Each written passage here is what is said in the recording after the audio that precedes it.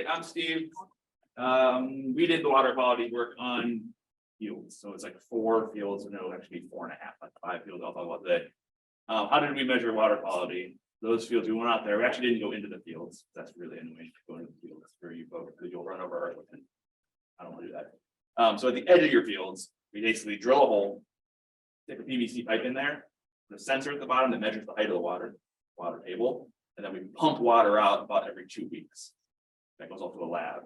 We'll get nutrients and a little bit of other as well. That's what we do. That's about it. I've got results from those types of things, and I'll show them now. It's only one slide. That's why I'm here. It's a great slide. It's a great slide, though.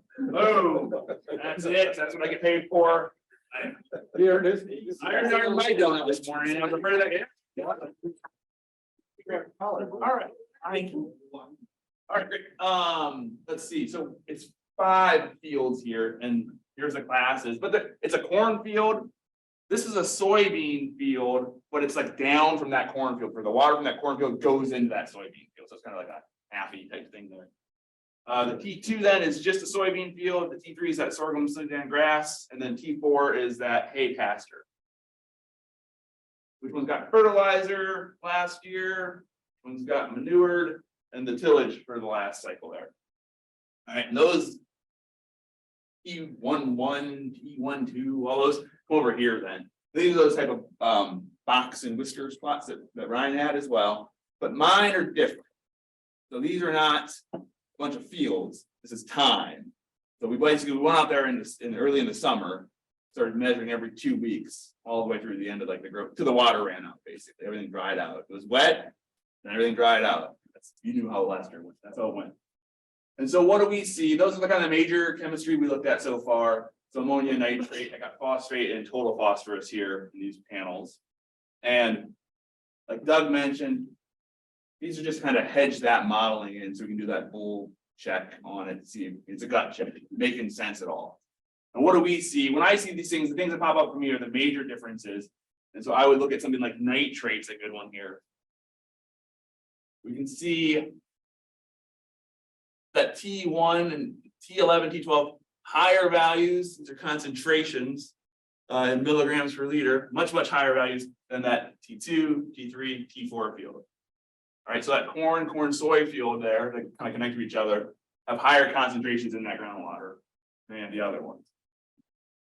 And what differs those from the T2 is the manure field is T2 and the conventional fertilizer would be the primary nutrient source. You got it. The crops are So chemical fertilizer coming onto those fields is why we see that spike, I would say. And that carries over to something like the phosphorus and the phosphate as well, although we see much more of that variability we see with phosphorus. The other ones, T2, T3, T4, super low, relatively speaking, right? Are those numbers really high? Yeah, they're really high. Does that matter? This is only like 5 feet below the surface, right? It's kind of like real surface water. It's not your drinking water. Your drinking water is much deeper. So it's a high number, but we're seeing it as it's a relatively higher number because of how they're being managed. That's all I got for that. These numbers, how the pattern looks to me, how this pattern looks here, for example, for phosphorus, dovetail into what Ryan talked about. As he went from like the corn, the cash grain over to the pasture side of things, right? The organic matter was going up all the time from one to the other. We see that flipped around here. High for the cash grains. The nitrates in the water, not necessarily nitrogen in the soil per se, right? And that water different. So that has to do with that aggregate stability probably and the organic matter contents. We'll monitor these again throughout the next year because, as you know, when it rains, it changes everything. That's why we see that variability. And that's it in a nutshell. Any questions about that? What was duration again? About every 2 weeks we did it. We started somewhere midsummer-ish through November. Then at about late October, early November, there was no more water within 5-6 feet of the surface. It goes down and down and down. I have a question. Yeah. So you mentioned that these are high relative to maybe drinking water values, but are they pretty typical of what you see in terms of the range in agricultural fields? Yeah, I wouldn't bat an eye at anything because this water, so it's not a river. Right, so it's not regulated that way, it's not drinking water, so it's not deep water, so being that close, it's like, because that water is so in touch with the soil at all times, that first few feet of soil. So this is not gonna blow my mind. If it was a drinking water question, right? The standard from the EPA, that 10 right there, anything above the 10, it's like, oh my gosh, that's a problem. But I'm not the EPA, this isn't drinking water. And so what happens is as one field flows into the next, and as it goes through that kind of first 5 feet of soil down into that aquifer, biology happens, physics happen, it kind of cleans itself up a little bit, right? So it can be a persistent problem or not. That's kind of how I think about that. So yeah, these values would not blow my mind relative to other things that I would see across the state. And these numbers would be higher in other places and lower in other places. So I wouldn't bat an eye at any of these. Would 5 feet of groundwater be similar to what we're getting out of drainage tile? Would be very similar to what we're getting out of range now.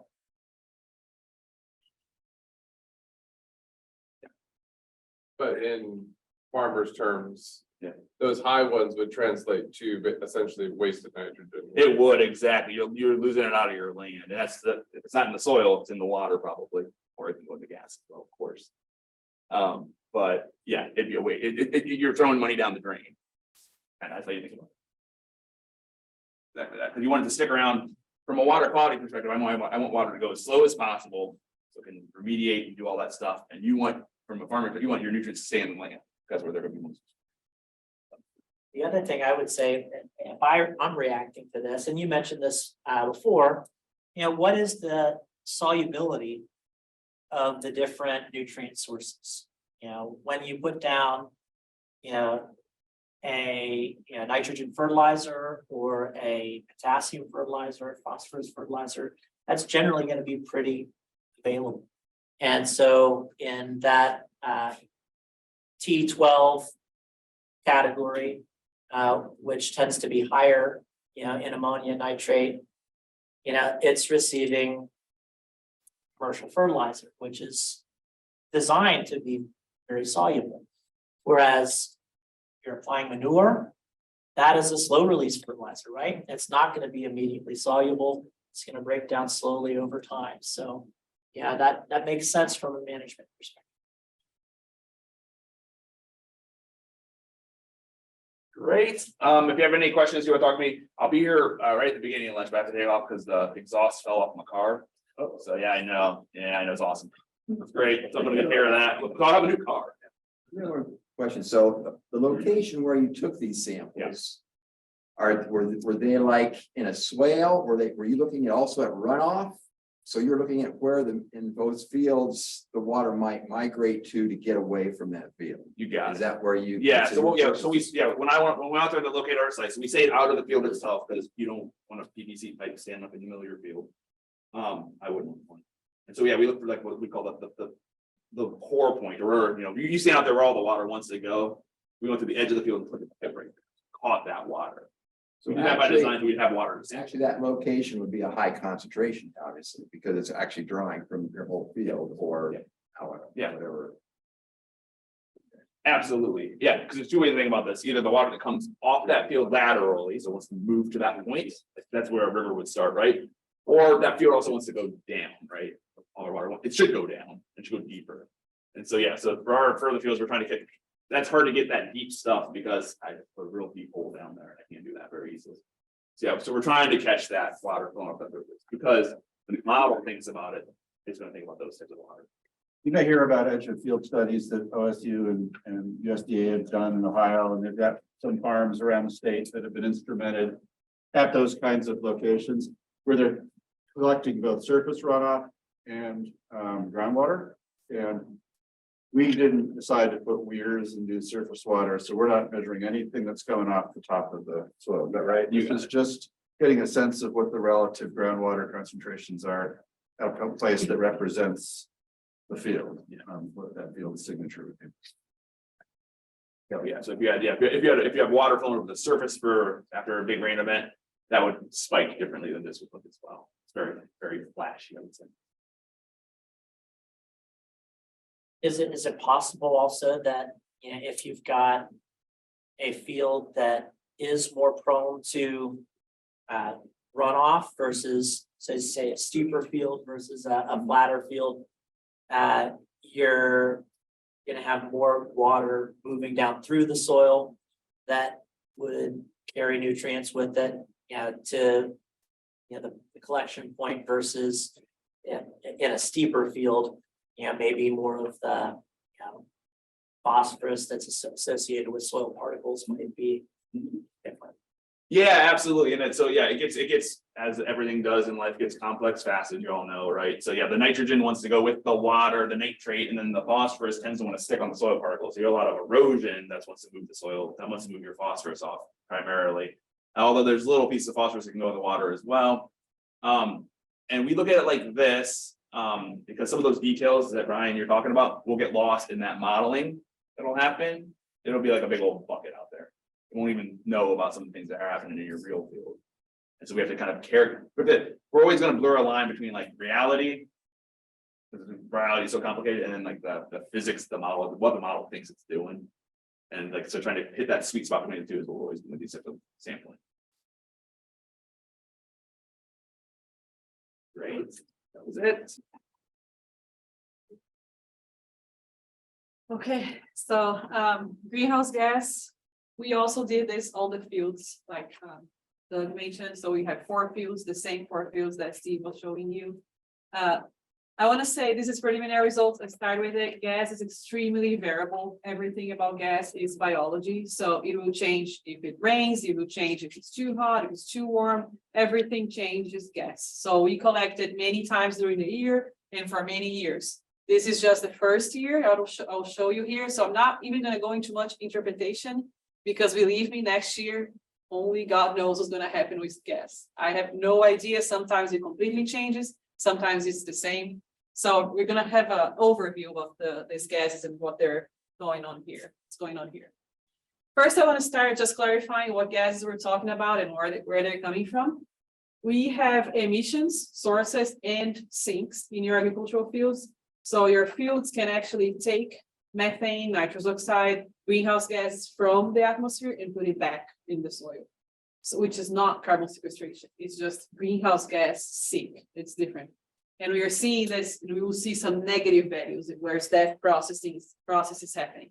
So we have 3 main gases: CO2, carbon dioxide, methane, and nitrous oxide. These are the 3 that we are mostly concerned about. Each one of them will come from different areas in your field. If you imagine that this is a field, if we start with CO2, CO2 is coming out, is a result of respiration. So plants will do respiration, soil respiration, as Ryan showed you, this is CO2, and animals are also doing respiration. So that's CO2 that is being emitted. But this CO2, specifically this here, is not actually a concern in terms of carbon footprint, because then we have photosynthesis. Plants are growing, CO2 is taken up, put back into the system. So this CO2 is not a concern, it's not calculated. If you do the carbon footprint of your farm, this is not going to be included. The CO2 that is coming out of fossil fuels, that would be included. So it's just the CO2 from respiration that is not included. We consider a net zero cycle there. So it's not too much concern. It's actually an indicator of respiration primarily. Not considered footprint. Different, I already said that. So if we go to methane, enteric methane emissions, I'm sure you heard the cows are producing methane. It's a natural process. It's important for the animal to produce methane. That's what keeps them alive. It's a normal process for them to equilibrate the rumen pH. It's actually very efficient from the point of view of an animal to produce methane. It's the best way to be healthy. And so I personally don't think we're going to get rid of the methane. There's been some initiatives of people trying vaccines to stop methane, and at the end, they just kill the cow. So because they can't. It's true. So methane there is a lot being produced, but it's also important for animal health, and it's a natural process. There's some methane coming out of feces decomposition in your pasture, very short-lived. So quick, there's some methane, it will stop right after that. And there's some methane coming from the soil. So even if there's no animals, corn, soybean soils, they can also produce methane from the microbes that are there. So that's also a type of aspiration, would be a fermentation route of microbes to produce methane, so also a natural process. The sink here is also done by the same microbes in the soil. Sometimes they will do another route. Instead of emitting, they would take the methane from the atmosphere back into the soil, which is again also kind of a way of respiration or energy generation. This balance, if it goes up and down, is very dependent on primarily moisture, but also nitrogen content, carbon content. Things will affect if it will emit or sink. And then for nitrous oxide, we also have the respiration from soils. If we have fertilizers applied, then nitrogen could be leaked and lost via nitrous oxide. This is a source of nitrogen. Urine is a hot spot, is what we call hot spot, because it has all of the great conditions for nitrous oxide. High nitrogen, moisture, pH is good, warm. So as soon as it reaches the soil, there is a huge amount of nitrogen that comes out of that soil. That can take maybe 2 weeks, so it's a little longer than the feces, and will be emitting a high spot. Fertilization, also a high spot. Right after you apply, nitrous oxide is emitted for about also maybe 2 weeks. But there's also the sink potential that is happening all the time, depending on the same things: moisture, carbon, nitrogen, pH. All of that is biological, like I said, so anything that affects microbes will change that balance if it goes up or down, or what happens here. How we collect this from the soils, what we did is we built these chambers in my lab. So this is a pipe that was cut in rings. And then we place this pipe in the ground, a couple of inches into the ground. We wait a little bit because that messes up the microbes. And the next day we go there and we close it with a PVC cap that we also built. And then we seal it. There's a ring, rubber band around it. We close, so it technically is completely closed. And the emissions that are coming out of the soil stay there in this chamber. And then we use a syringe to get these gases, put it in a vial that was previously vacuumed, so there was no air. It's basically air collection from the surface of your soil. So, but we do this over time. So we do this for 20 minutes. So if it starts high and then goes low, it will sink. If it starts low and goes up, that was an emission. So it's the changing time of these gases in the chamber. We collect all of the gases because it's just air, and we only analyze for those three: methane, carbon dioxide, nitrous oxide. We do this, we did 3 times a year, spring, early summer, late summer, and we do this for a couple of days every time. I think it was 5 days. And then we're gonna do that again this year. So then after that, once you have all of the emissions, you can put it all together and sum or subtract everything to calculate your carbon footprint emissions of the field, of the farm, or whatever level. So carbon footprint emission would consider the methane, the soil nitrous oxide, and then we subtract whatever was synced, the methane and nitrous oxide that were consumed by the soil. And these are different gases, so we need to bring it all to the same unit to be able to sum up like this or subtract. So we use the carbon equivalent. We convert everything into CO2 equivalent. And we use something that we call the global warming potential. So basically this was how we're going to put it all together. These are different gases. So we decided to come up with a number of how much one molecule of each gas can heat up the globe. So we were like, well, CO2 is the one that we know best. So let's just say that CO2 is 1. 1 molecule of CO2 will warm the globe 1. From there, we found out that methane is 24 times more potent than CO2. So 1 molecule of methane can heat up 24 times more, or is equivalent to 24 molecules of CO2. And nitrous oxide is almost 300 times. So 1 nitrous oxide that is emitted is more dangerous to global warming, climate change, than CO2 or methane. So then when you convert all this, then that's when we put it in the stack equation, and when we get to the total carbon equivalent emissions, CO2 equivalent emissions, or carbon footprint. So this is carbon footprint. And you can also add the sequestration to there. subtract sequestration. Sequestration is the carbon that is gonna be stored in deeper layers of the soil. So carbon sequestration is not the organic matter that you see, it's the carbon that is stable in 25 inches or 30 inches. It's the carbon that went down over time and now it's there. It's not going to be touched, not going to be lost or anything. It's just there, stable. So that is the sequestration. And that is why it's difficult to estimate. It needs time. So we are still working on this. Okay. So many things affect all of this balance. Like I said, if there's legumes, if there's urine, if there's feces, fertilization, manure, weather, all that. There's also a long versus short-term effects that we can see. We will clarify one thing here. The results that you're going to see we are looking at the representation of long-term effects of your management practices. So we avoid the peaks.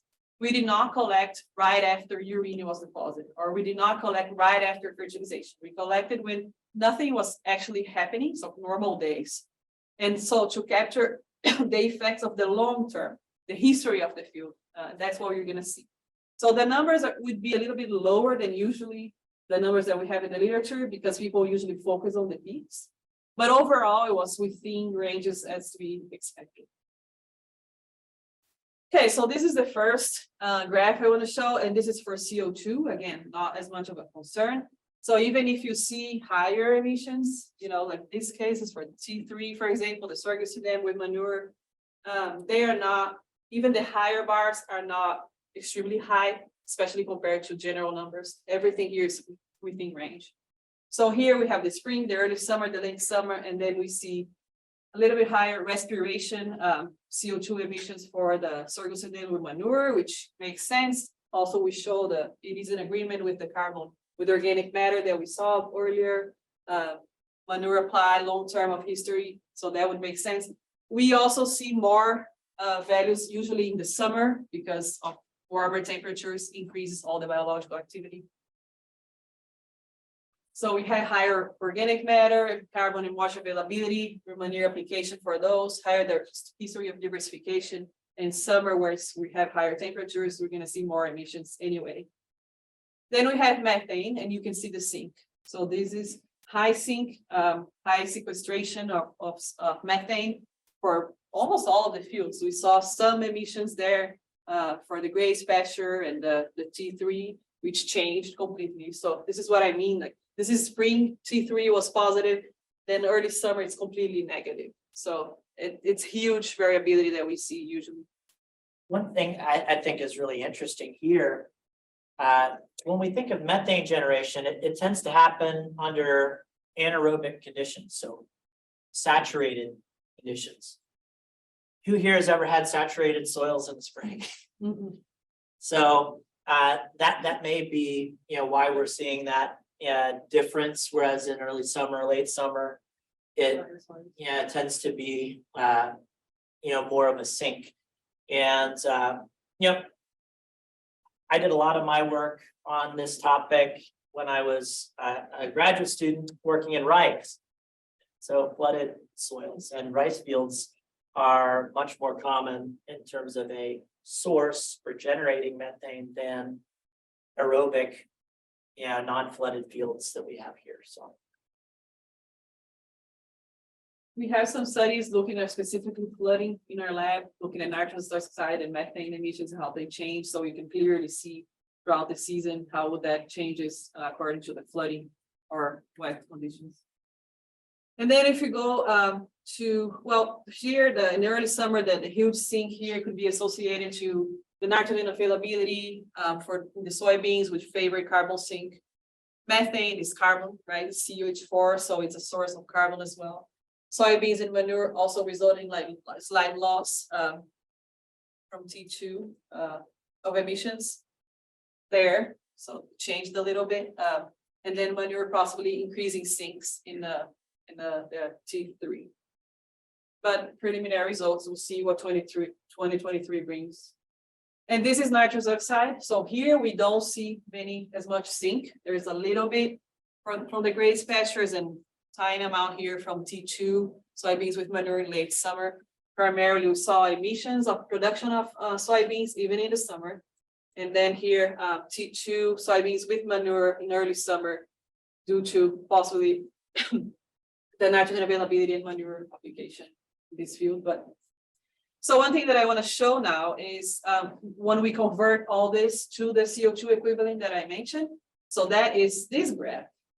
This is the carbon CO2 equivalent emissions calculated, including all the gases. So look at this graph and look at this.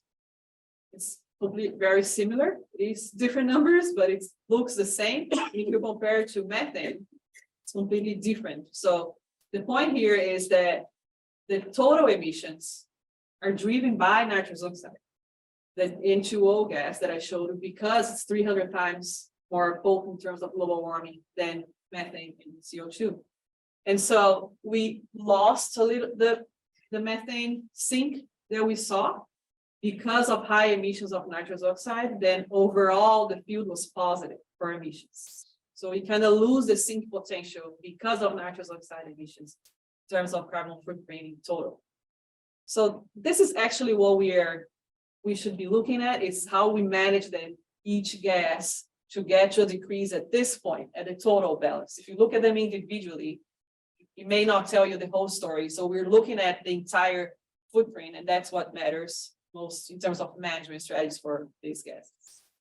So nitrous oxide drives emissions. So that's why I think we should be talking more about nitrous oxide and less about enteric methane, and leave our cows be happy. But people tend to disagree with me. So, okay, these again are preliminary results. You'll see this year, everything may change here. Any questions?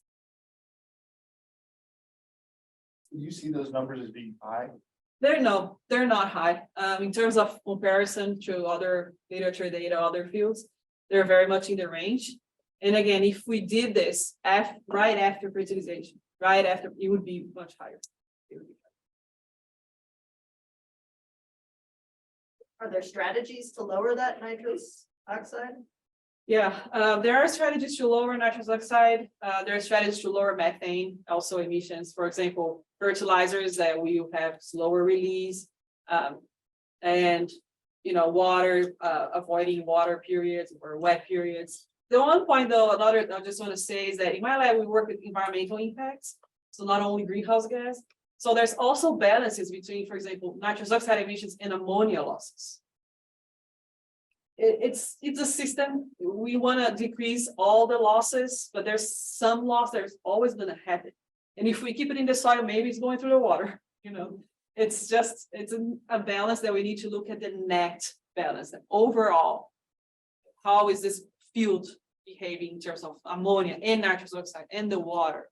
So I think that it's more of a larger picture view than methane or nitrous oxide. It's the villain.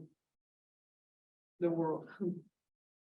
I think that's a really good point. One of the ways that I describe nitrogen to my students at ATI is, you guys remember those water weenies where you grab them and they just kind of roll and they squirt out of your hand, or a slippery fish, you try to get a good handle on it and they they move and they transform into another form. So nitrogen is like that. It's just so reactive, and it has so many different loss pathways, whether it's a gaseous loss pathway or a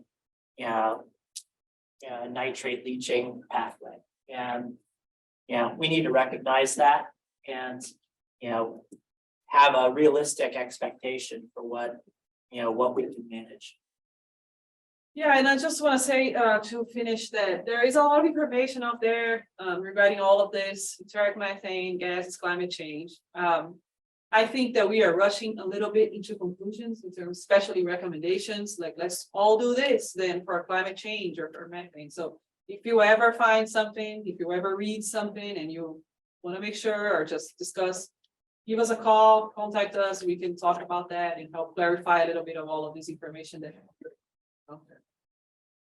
And one of the things we're not showing, or not in these calculations, would be the other piece of the carbon puzzle, which is, like you said, the long-term carbon sequestration.